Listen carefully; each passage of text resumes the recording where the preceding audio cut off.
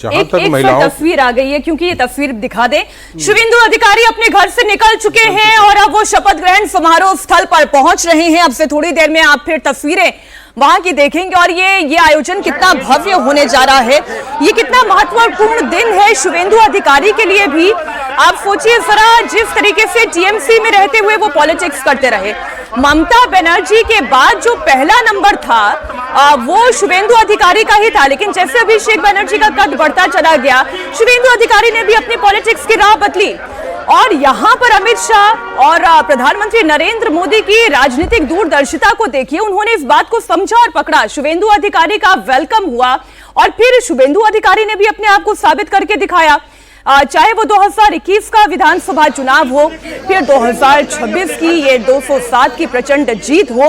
वो तस्वीर इस वक्त आप देख रहे हैं। नंदीग्राम तो जीता ही जीता और 2 बार सिटिंग सीएम ममता बनर्जी को उन्होंने हराने का रिकॉर्ड भी बनाया और इस बार तो भवानीपुर में नंदीग्राम से ज्यादा बड़ी मार्जिन के साथ उन्होंने जीत दर्ज की। और जो भारतीय जनता पार्टी का एक हिंदुत्व वाला मॉडल है, अगर उसमें कोई व्यक्ति फिट बैठता है तो वो शुभेंदु अधिकारी हैं। मनोज जी, हाँ, प्रतिनिधि की बात हो रही थी, शुभेंदु अधिकारी की बात है, तो देखिए बंगाल में भारतीय जनता पार्टी सबसे अनुभव के साथ साथ प्रतिनिधि भी देने की बात करेंगे, क्योंकि उनके साथ लॉ एंड ऑर्डर का है, डेवलपमेंट का है, यानी इन सब चीज़ों का ध्यान रखेंगे। क्योंकि बार बार इसकी चर्चाएं हुई हैं, मीडिया से हो चाहे आम जनता की बात हो, लोगों का चुनाव भी इसीलिए हुआ है कि राज्य में हमारी सुरक्षा प्रदान की जाए, हमें हमारे लिए रोजगार पैदा किया जाए। तो इन सब बातों का ध्यान कहीं ना कहीं भारतीय जनता पार्टी रखेगी और अनुभव के साथ साथ नए लोगों का भी वहाँ प्रतिनिधित्व मिलेगा। और किसी तरह का कोई शंका नहीं होना चाहिए कि महिलाओं का बिल जिस तरीके से और प्रधानमंत्री ने जिस तरीके से अपना रुख दिखाया महिलाओं को लेकर, तो वहां प्रतिनिधित्व भी उसी हिसाब से मिलेगा। और भारतीय जनता पार्टी इसका ध्यान रखते हुए बंगाल में अपने आप को स्थापित करने के लिए एक अच्छे मंत्रिमंडल का देगी। और राजनीति में कहा भी जाता है कि जो करना होता है वो बताया नहीं जाता है, तो देवेंद्र जी को तो थोड़ा इंतजार करना ही पड़ेगा। अभी जो 11 बजे होगा उसकी सूचना शायद कुछ मिनटों पहले भी मिल सकती है, तो हो सकता है चैनल्स पे आने से दिखाने से पहले हम लोगों के पास सूचनाएं आ जाए। इंतजार ही अभी समय का है।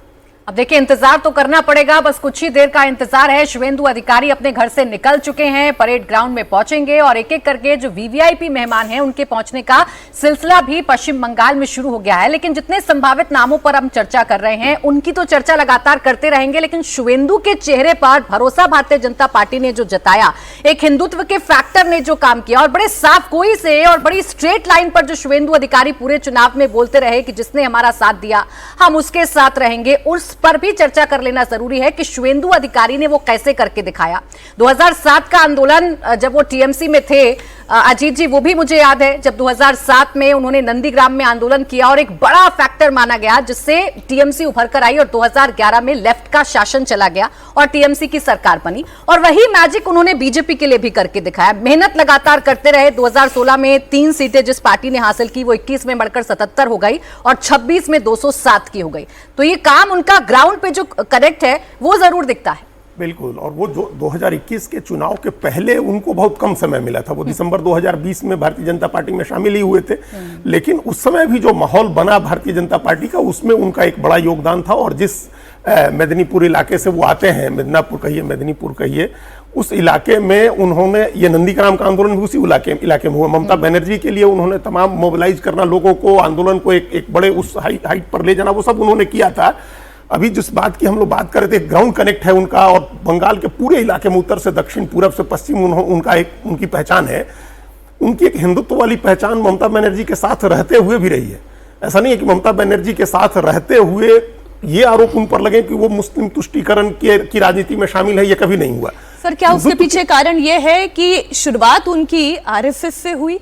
नहीं, वो एक कांग्रेस में थे वो, और उसके पहले वो बाल संघ सेवक रहे हैं। हाँ, शुरू में उनके क्षेत्र में जो शाखा है, हाँ, वहाँ जाते थे वो, और शाखा वाला एक प्रभाव जो एक बार पड़ जाता है, तो एक बार अगर आप आरएसएस के संपर्क में आ गए तो वो आइडियोलॉजी उसके बाद आप कहीं भी चले जाएं, वो आपकी आइडियोलॉजी आपका पीछा नहीं छोड़ती एक तरह से कहें तो वो शुभेंदु अधिकारी के अंदर ज़रूर था, जिसके चलते जैसा कि बता रहे हैं कि टीएमसी में रहते हुए भी वो कभी मुस्लिम अपीजमेंट वाली लाइन पर नहीं गए थे।